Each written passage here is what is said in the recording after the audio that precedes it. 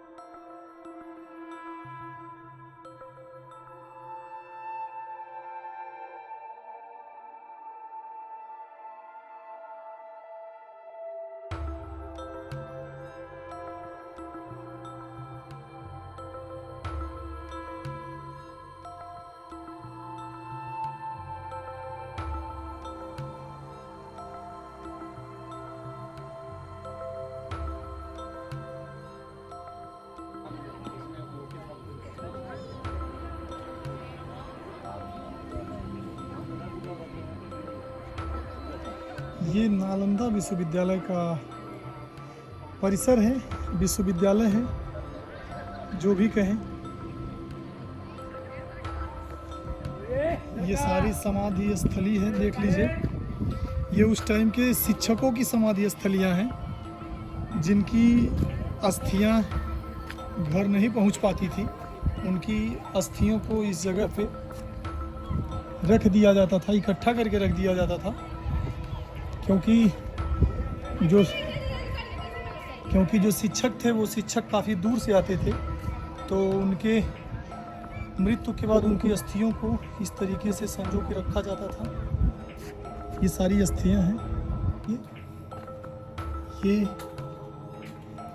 Principal का कमरा, यानी अपने शब्दों में कहा जाए तो जो प्रधानाध्यापक होते थे, ये उनका कमरा है, ये उनका रूम हुआ करता था। आज के टाइम में नहीं, प्राचीन टाइम में। इस रूम को देख लीजिए आप लोग। बड़ा वाला जो स्तूपा जो देख रहे हैं सबसे ऊंचा ना, जी जी, वो बुक वगैरह में, टीवी वगैरह में इतिहास का पन्ना देखते हैं, उसी का चित्र रहता है। जी जी, जब नालंदा, जब भगवान को 6th सेंचुरी BC में आए थे तो यहाँ कुछ नहीं था, मैंगो गार्डन था। इस जगह का नाम था पावर का। जी। उस समय 2 लोग को शिष्य बनाए, एक का नाम था सारीपुत्र, एक का नाम था महामोगलाई। दोनों का घर 2 किलोमीटर के अंतराल में था। तो महामोगलाई जो बौद्ध धर्म प्रचार करने के लिए गया था, तो उनका मृत्यु हो गया साची। अभी 200 रुपये वाला नोट निकाला है भारत सरकार ने, उस नोट पर देखिएगा साची का। साची पड़ता है मध्य प्रदेश, भोपाल, है ना। और सबसे ऊंचा वाला जो ठोस देख रहे हैं, सारीपुत्रा का समाधि है। समाधि वाला इसमें रहे ना, जो उस समय स्क्वायर कर जाते थे, गुजर जाते थे। बड़ा वाला जो सारीपुत्रा का समाधि है, सारीपुत्रा का माँ का नाम था रूपसारी, पिता का नाम था भगनत। ये स्तूपा का निर्माण सम्राट अशोक ने बनाया था, है ना। ये 3rd सेंचुरी BC में बना था, 2600 साल पुराना। 1000 साल के बाद यूनिवर्सिटी बना था। अशोक सम्राट का माता का नाम था सुभद्रा, पिता का नाम था बिंदुसार, उसका दादा का नाम था चंद्रकुमार, है ना। अब स्तूपा के बगल में देखोगे गोल वाला राउंड था। उस समय जो स्टूडेंट टीचर जो अध्ययन काल में गुजर जाते थे, उसका डेड बॉडी उसका घर पहुंचना संभव नहीं था, इसलिए उसको जला के घड़ा में रखकर कुछ समाधि। गोल गोल छोटा बड़ा जितना भी देख रहे हैं सब पोस्ट अनुसार। कहीं कहीं स्क्वायर वाला देखें, ये सब ध्यान करने की जगह था, मेडिटेशन, क्योंकि भगवान बुद्ध को ज्ञान प्राप्त हुआ था मेडिटेशन का। ये सब करकट वाला जितना भी देख रहे हैं सारे मंदिर था, बुद्धा का स्टैचू था ना, मिट्टी का था, नष्ट हो गया। मंदिर को पाली भाषा में चैत्य मंडप कहा जाता था ना। वो लाइन में सारे मोनेस्ट्री था, पढ़ने के स्थान था। वो सब कमरा जो देखें आप लोग, एक रूम में एक विद्यार्थी रहते थे। कमरा ऐसा था कि गर्म के दिन में गर्म नहीं, ठंडा के दिन में ठंडा नहीं महसूस हुआ। ये 5 से 6 फीट का दीवार देखे ना, इसके वजह से एयर कंडीशन था। तो नालंदा विश्वविद्यालय का निर्माण पहला राजा कुमार गुप्त प्रथम ने बनाया था 413 AD में। कुमार गुप्त का पिता का नाम था चंद्रगुप्त द्वितीय। चंद्रगुप्त द्वितीय के पिता का नाम था समुद्रगुप्त। समुद्रगुप्त का पिता का नाम था चंद्र प्रथम। उसका पत्नी का नाम था लिच्छवी राजकुमारी देवी। समुद्रगुप्त का पत्नी का नाम था दत्ता देवी। समुद्रगुप्त का 2 पुत्र था, रामगुप्त और चंद्रगुप्त। इसमें रामगुप्त का पत्नी का नाम था ध्रुवदेवी, है ना। इसके बाद दूसरे राजा बनाए, उसी के ऊपर ढक करके बनाते चले गए। तो दूसरे राजा बनाया हर्षवर्धन। 7वीं शताब्दी में कनौज का राजा था। हर्षवर्धन और राजवर्धन दोनों भाई था। हर्षवर्धन का पिता का नाम था प्रभाकर वर्धन। हर्षवर्धन का माता का नाम था यशोमती। हर्षवर्धन का पत्नी का नाम था दुर्गावती। हर्षवर्धन का बहन का नाम था राशि। हर्षवर्धन का जन्म हुआ था 590 ईस्वी थानेश्वर। तीसरा राजा बनाया देवपाल ने 9वीं सेंचुरी में बंगाल का राजा था। देवपाल का पिता का नाम था धर्मपाल और धर्मपाल का पिता का नाम था गोपाल। जब नालंदा यूनिवर्सिटी चल रही थी तो इसका एरिया 10 किलोमीटर ऐसे था और 5 किलोमीटर ऐसे था। उस समय 108 हॉस्टल था, 108 सब्जेक्ट का पढ़ाई होता था। यहाँ 3 बड़ा लाइब्रेरी था। लाइब्रेरी का नाम था रत्ना सागर 9 फ्लोर का, रंतरंजी का रत्ना देवी 6 फ्लोर का था। उसे मोहम्मद बिन बख्तियार खिलजी ने लाइब्रेरी को जलाया तो 6 महीना तक लाइब्रेरी जलता रहा। बख्तियार खिलजी था जो कुतुबुद्दीन ऐबक का सहायक सेनापति था। कुतुबुद्दीन ऐबक था जो मोहम्मद गोरी का था। लाइब्रेरी जलने के बाद धीरे धीरे सारे यूनिवर्सिटी पूरी ध्वस्त हो गया। ये 700 बरस तक डबल रह गया। मिट्टी जो देख रहे हैं सामने वाला, है ना, इसके ऊपर स्थानीय लोग बताते हैं कि एग्रीकल्चर करते थे। तो नालंदा खोज की से वो हुएनसांग का नाम सुने, हुएनसांग चीनिया, हाँ चीनिया। तो जब वो नालंदा आया था तो उसमें यहाँ का राजा था हर्षवर्धन, यहाँ का आचार्य था शिलभद्र। तो हुएनसांग नालंदा में पढ़ा भी और पढ़ाने के कार्य किया। यहाँ के बारे में पूरा वर्णन किया, लिखा, बौद्ध ग्रंथ को ले गया। उस डायरी का नाम था की डायरी मिला 1861 में चाइनीज में लिखा हुआ था। उसको ट्रांसलेशन किया गया, अध्ययन किया गया। इस डायरी के आधार पर इसको लॉर्ड कनिंघम ने खुदाई करा, अंग्रेजों ने। इसका खुदाई चला 1915 से लेकर 1937 तक, 22 साल तक कंटिन्यू खुदाई हुआ। इस नालंदा विश्वविद्यालय का मेन गेट लाइब्रेरी नहीं है, वो गेट से आए, वो नया गेट बनाया गया। कहाँ पर लाइब्रेरी था वो नहीं मिला। ये 10% खुदाई हुआ, अभी 9 किलोमीटर दबा हुआ। यहाँ 10,000 विद्यार्थी रहते थे, 1500 टीचर था। पहला विश्वविद्यालय तक्षशिला, दूसरा नालंदा, तीसरा था विक्रमशिला। उस समय बिहार और उड़ीसा, बंगाल तीनों के स्टेट में आता था ना। उस समय 16 महाजनपद में था। सबसे बड़ा महाजनपद था मगध, है ना। उसमें बिम्बिसार के समय में राजधानी राजगिरी रहा करता था। बिम्बिसार का पुत्र अजातशत्रु गद्दी पर बैठा तो ले चल गया चंपा। चंपा वियतनाम पड़ता है। जब अजातशत्रु का पुत्र उदयन बैठा तो पाटलिपुत्र ले चला गया, है ना। फिर शिशुनाग राजा था, वो वैशाली ले चल गया। फिर उसका पुत्र कालाशोक था, वो वापस ले आ गया पाटलिपुत्र। जैसे जैसे राजा आया उसे उसे चेंज करते चला। ईटा का जोड़ाई, चूना, सुर्खी, उड़द का दाल, दिल का फल, मीठा का छोवा, कत्थक, मिट्टी को चाल दिया जाता था। 1 महीना तक खुलने के लिए, उसके बाद जोड़ाई किया जाता था। नालंदा का अर्थ होता है कमल का फूल, यानी लोटस फ्लावर, यानी नॉलेज। नालंदा 2 शब्दों का मिल से बना है, नालम जोड़दार। नालम से होता है कमल का फूल, जो ज्ञान का प्रतीक माना जाता है। अदा मतलब देने वाला। पहले जो विद्यार्थी पढ़ने के लिए आता था, पहले गेट कीपर एग्जाम देता था, चपरासी। आचारों में जरूरी था, अगर 3 में पास करे, कंप्यूटर आए तो विद्यार्थी लौट के चले जाते। जो विद्यार्थी जो पास करता था 200 गांव के दान आता था। यहाँ फ्री में शिक्षा दी जाता था, कोई खर्च नहीं, निःशुल्क, है ना। ईटा का जुड़ाई, चूना, सुर्खी, उड़द का दाल, दिल का फल, मीठा का छोवा, कत्थक, मिट्टी को चाल दिया जाता है। उसके बाद 1 महीना तक खुलने के लिए सारे को मिक्स कर उसके बाद जुड़ाई किया जाता है। नालंदा का अर्थ होता है कमल का फूल, यानी लोटस फ्लावर, यानी नॉलेज। पहले जो विद्यार्थी पढ़ने के लिए आता था, पहले गेट कीपर एग्जाम देता। आचारों में जरूरी था, अगर 3 में पास करे, कंप्यूटर आए तो विद्यार्थी लौट के चले जाते। जो विद्यार्थी जो पास करता था 200 गाँव के दान आता था। यहाँ फ्री में शिक्षा दिया जाता था, कोई खर्च नहीं, निःशुल्क, है ना। 2 लाइन में सारे पढ़ने के स्थान देखिएगा ना। उसमें देखिएगा कुआं है, चूल्हा है। 6 नंबर में देखिएगा, 9 नंबर में चूल्हा, कुआं है। ठीक है सर।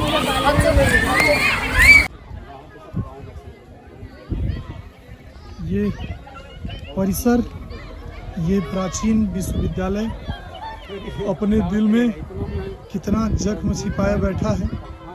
आप लोग भी समझिएगा कि इस विश्वविद्यालय ने काफ़ी दर्द छिपाए रखा है। ये विश्वविद्यालय, ये दीवारें, एक एक दीवारों को देखिए और समझिए कि ये दीवारें कितना दर्द छुपाए बैठी हैं अपने अंदर, क्योंकि 3 बार का दंश झेलने के बाद ये विद्यालय का परिसर आज भी लगभग उसी तरीके से दिख रहा है। उसी तरीके से आप देख पाएंगे इस परिसर को। एक नहीं, बार बार हम कह रहे हैं कि 3 बार आतंकी कहा जा हमलों का शिकार होने के बावजूद ये परिसर आज भी उसी तरीके से दिख रहा है आपके सामने।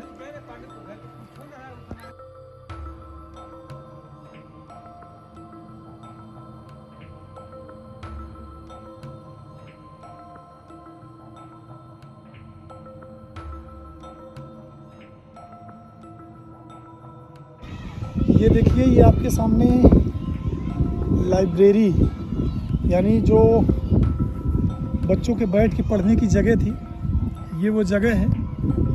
हालांकि कुछ लोग इसे कृषि योग्य भूमि भी मानते हैं, लेकिन इतिहासकार इसे लाइब्रेरी मानते हैं। यहाँ पे पुस्तकें रखी थी और उन पुस्तकों को जलाया गया। जब पुस्तकें जली उसके बाद ही इस पूरे विश्वविद्यालय में आग का तांडव हुआ और ये पूरा विश्वविद्यालय जला। देखिए, ये टूरिस्ट के बच्चे भी हैं, दूर दूर से बच्चे आते हैं, देश से भी आते हैं, विदेश के भी आते हैं, काफ़ी लोग यहाँ पे आते हैं। देखिए, आप भी देखिए, ये उस प्राचीन विश्वविद्यालय की लाइब्रेरी, इस लाइब्रेरी को देखिए। ये लाइब्रेरी कितना विशाल है, इतना बड़ा लाइब्रेरी, ऐसी लाइब्रेरी शायद ही आप देखे हों। ये तब की लाइब्रेरी है कि जब एक नहीं 3 बार इसको आग के हवाले किया गया। ये वो लाइब्रेरी है, ये प्राचीन नालंदा विश्वविद्यालय की लाइब्रेरी है। इतनी भयावह, इतनी बड़ी लाइब्रेरी। देखिए, आप भी देखिए इस लाइब्रेरी को।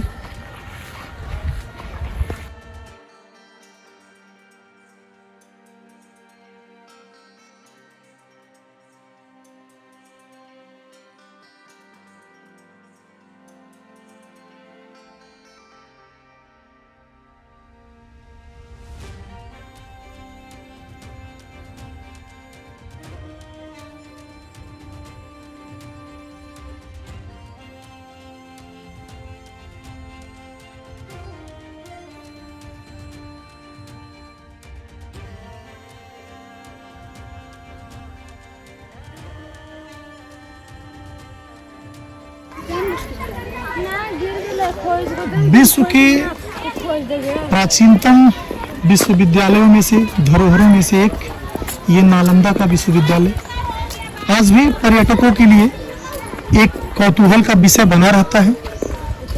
यहाँ पे लोग दूर दूर से इस दीवारों को, इस शिक्षा के मंदिर को, इस पर्यटक स्थल को देखने के लिए आते हैं।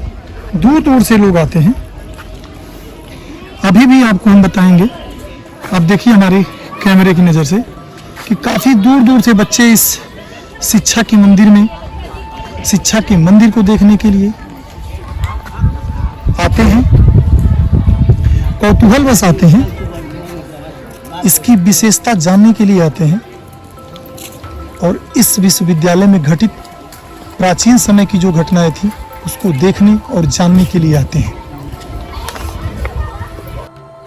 आपको सोचना चाहिए कि क्या वाकई में इस्लाम इतना कमजोर है, इस्लाम इतना छोटा है कि एक शिक्षा के मंदिर को ध्वस्त करने के लिए, तोड़ने मरोड़ने के लिए 3 बार से प्रयास किए गए। आज के ज़माने में अगर कहा जाए तो कॉन्फ्रेंस हॉल कह लें, या विद्यालय में जो भी कार्यक्रम कराने के लिए एक स्थल बनाया जाता है, ये पहले के टाइम में ऐसा ही रहा होगा, ऐसा सोच के ही इसको बनाया गया होगा। क्योंकि इस दीवालों पे, ये दीवालें आप देखिए, इन दीवालों को, ये दीवालें चीख चीख के इस बात की गवाही दे रही हैं कि क्या ये दीवालें कभी अपने अंदर से किसी गलत परिवेश में क्या कोई चीजें दिखा सकती हैं, बता सकती हैं।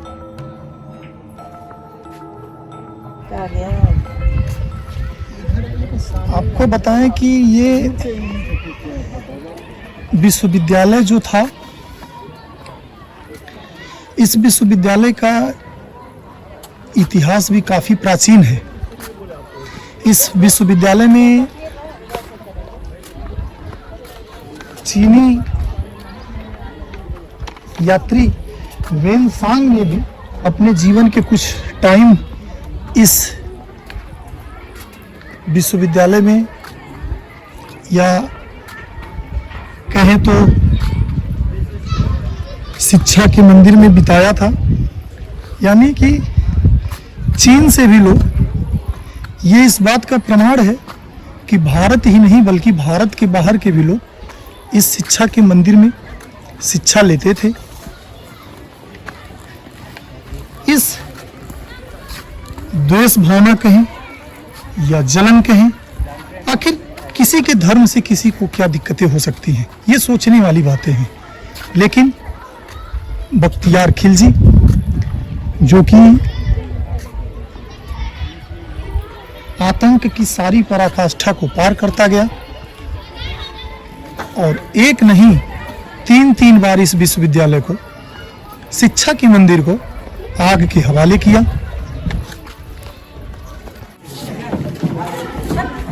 आप सोचिए कि क्या किसी शिक्षा के मंदिर से इस्लाम को खतरा हो सकता है? ये सोचने वाली बातें हैं।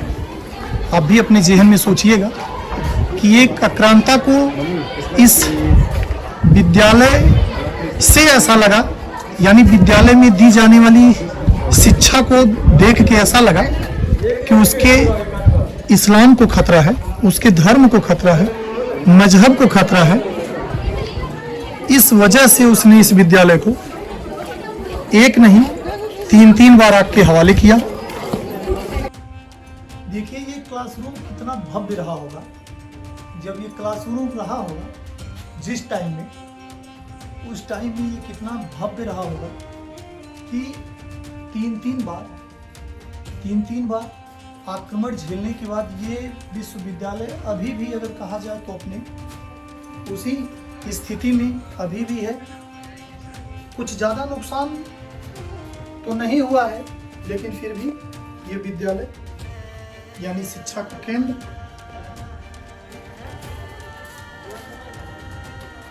इसके बारे में अगर बताएं तो ये नालंदा जो शब्द है, इस शब्द को हम शिक्षा से ही जोड़ के देख सकते हैं, क्योंकि यहाँ पे भारतीय से लेके अंग्रेज कई दर्शन शास्त्रियों ने यहाँ पे काफ़ी समय बिताया है इस विश्वविद्यालय में। यहीं के पास में ही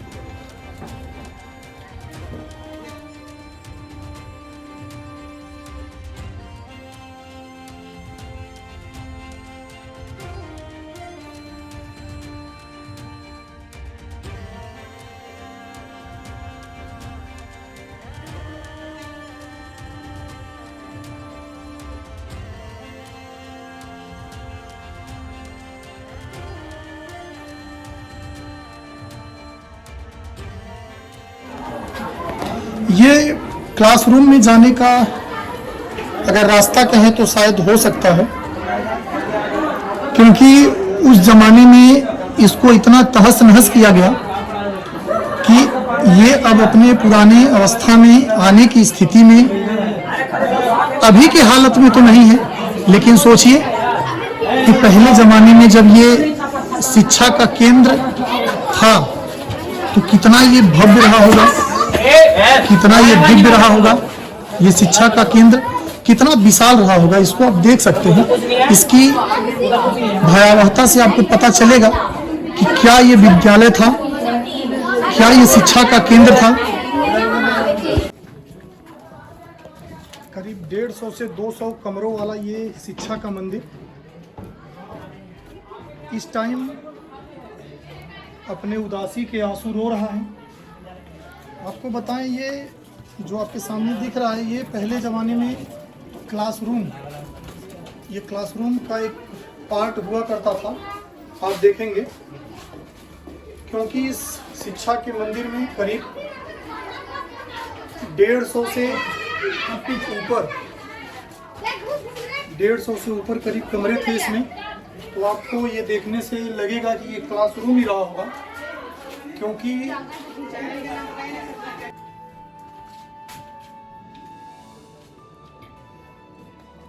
ये कभी किसी टाइम में अगर कहा जाए तो क्लासरूम रहा होगा। देखने से ऐसा लग रहा है, क्योंकि इसमें करीब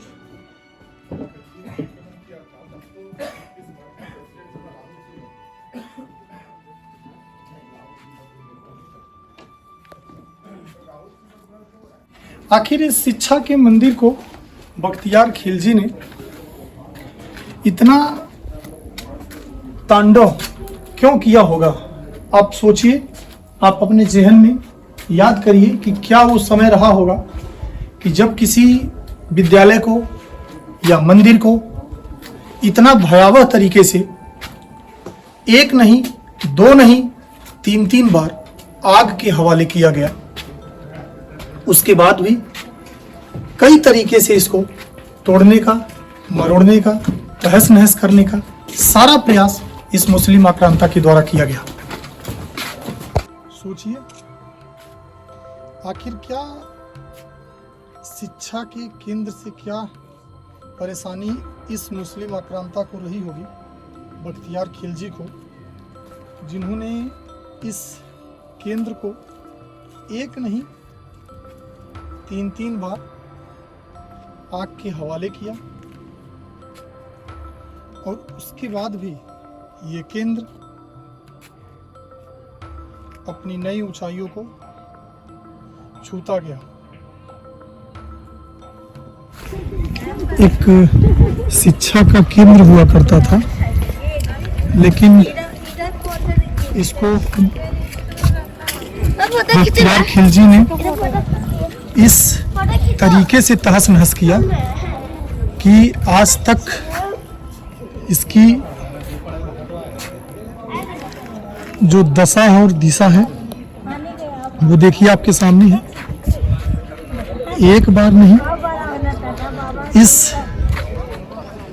शिक्षा के केंद्र को कहा जाए तो तीन बार बख्तियार खिलजी के द्वारा, मुस्लिम आक्रांता के द्वारा आग के हवाले किया गया। आप देखिए, ये शिक्षा का केंद्र कभी हुआ करता था, लेकिन आज के टाइम में ये अपने इतिहास की दीवारें बन के रह गया है। ये देखिए, हम आपको बख्तियार खिलजी के द्वारा किए गए तांडव का एक एक जीता जागता सबूत आपको दिखाएंगे। देखिए आप अपनी नज़रों से,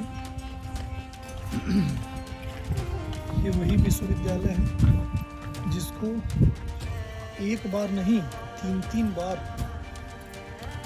आग के हवाले किया गया। ये वो विश्वविद्यालय का खंड है जो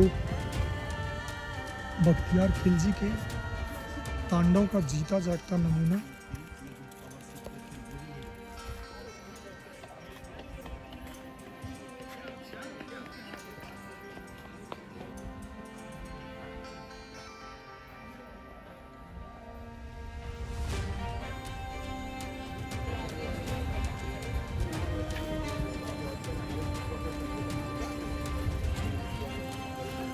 इतना विशाल विश्वविद्यालय, आपको बताएं कि इस विश्वविद्यालय में करीब 10,000 से ज़्यादा छात्र और छात्राएं इसमें शिक्षा ग्रहण करते थे और 90 लाख पुस्तकें, ये जो आपके सामने अभी हम दिखा रहे थे कि ये जो लाइब्रेरी थी इसमें 90 लाख पुस्तकें रखी थी और वो पुस्तकें जब जलाई गई तो 6 महीने तक उसमें आग भड़कती रही और उसका नतीजा ये हुआ कि ये पूरा विश्वविद्यालय परिसर ही जल के खाक हो गया। जी हाँ, ये प्राचीन समय के शिक्षा के केंद्र कैसे हुआ करते थे ये आप लोग देख लीजिए, कितने भयावह होते थे। 10 किलोमीटर लंबा और 5 किलोमीटर चौड़ाई में फैला ये विश्वविद्यालय, नालंदा विश्वविद्यालय, जो एक नहीं 3 बार आग का शिकार हुआ, लेकिन उसके बाद भी अपनी प्राचीनता को खोया नहीं। और इस टाइम में भी आपको बताएं, यहाँ पे लोग इसको एक शिक्षा के केंद्र के नाते काफ़ी लोग देशों से, विदेशों से लोग इस विश्वविद्यालय को, इस पुरातात्विक स्थल को आज भी लोग देखने आते हैं। ये विद्यालय पर्यटकों के लिए कहा जाए तो आज भी कौतूहल का विषय है। यहाँ पे बच्चे दूर दराज से, यूँ कहे तो भारत नहीं, भारत के बाहर से भी लोग इस विश्वविद्यालय को देखने आते हैं। ये विश्वविद्यालय ही नहीं, ये बौद्ध अनुयायियों का एक धार्मिक स्थल भी है।